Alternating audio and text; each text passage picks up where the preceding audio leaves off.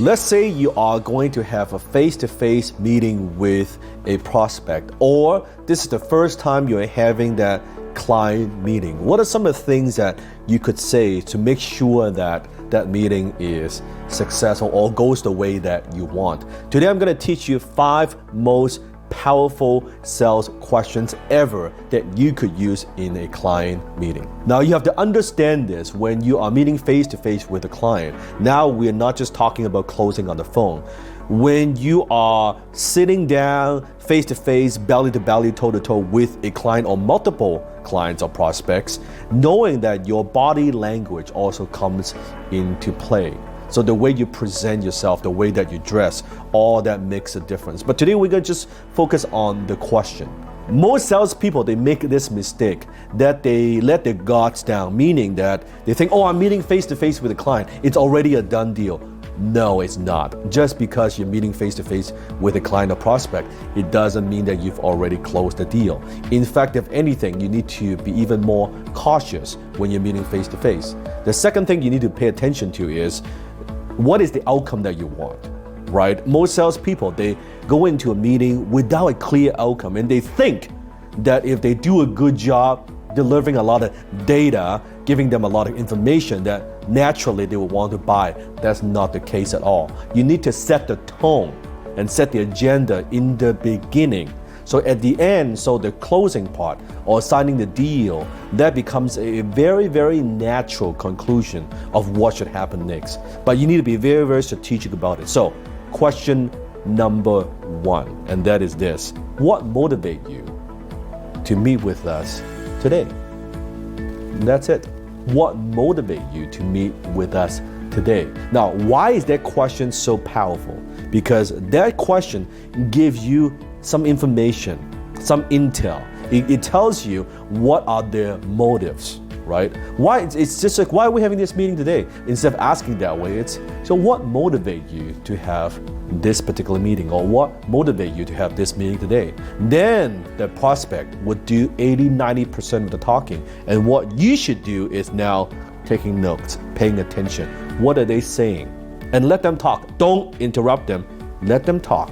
Let them talk for 5-10 minutes. Let them talk. And then you pay attention. The second question that you could ask is this.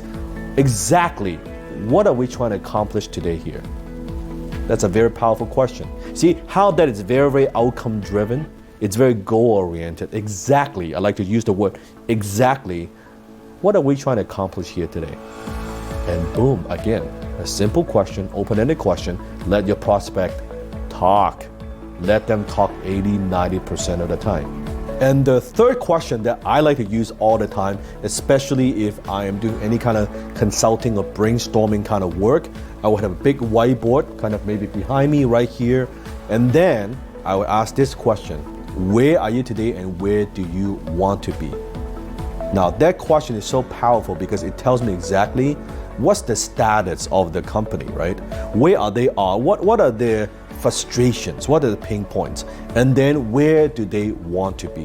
Where do they want to be a year from now, 2 years from now? Write their goal. What I want to do is I want to present my product, my service, my solution, my system as the bridge between where they are to where they want to go. You see that's the gap. But my product and my service should be right there, the bridge, the perfect solution to help them to get from here to there. Instead of just you talking about how good your product is, how good your service is, and how long have you been in business, your track record and all that, much better to ask them, where are you now and where do you want to be? And again, you let them talk. The fourth question you could ask is, what seems to be the problem? And how long have you had this problem? Now that question tells you everything you need to know. What seems to be the problem? Remember, as closer, what we do is we are problem solvers. If it's a good fit, we go for it. If it's not a good fit, it's okay to say no. So it's very, very important to know what are their frustrations, right? What keeps them awake at night? What are those pain points? We need to know. Remember, there's no pain, there is no sale. So what seems to be the problem? And how long have you had this problem?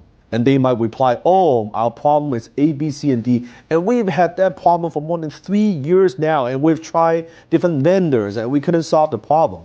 And you're taking notes. Perfect. That tells you how you need to sell and how you need to position your product as the perfect solution. Question number 5, and this is my favorite of them all, and that is this. If this meeting accomplished everything you could possibly hope for, what would that look like? See, this question paints a picture in the prospect's mind. Yeah, what would that look like? And they would give you the criteria. How do you make sure that this is a successful meeting? And they'll tell you, well, I would love to walk away with a step-by-step plan. Okay, what else? Well, I would love to have maybe 2 or 3 concrete strategies that would help me solve this kind of problem. All right, okay. And I would like to know exactly how you would help us and help a company in the long term. Okay, no problem, I could do that. Simple questions. See, all these simple but powerful questions are designed for one thing and one thing only. And that's to have a deep understanding of what your prospect is looking for during that meeting. So next time, when you're in a face-to-face meeting, your first prospect meeting, test them out. These 5 powerful questions, and comment below and let me know how that works for you. If this is the first time you're watching my video, welcome to my channel. Make sure you hit the subscribe button and turn on the notification, and also comment below and let me know what other challenges you have when it comes to closing and sales. And if the questions are good, I'll be more than happy to take some of those questions and answer that in a future video. So stay tuned.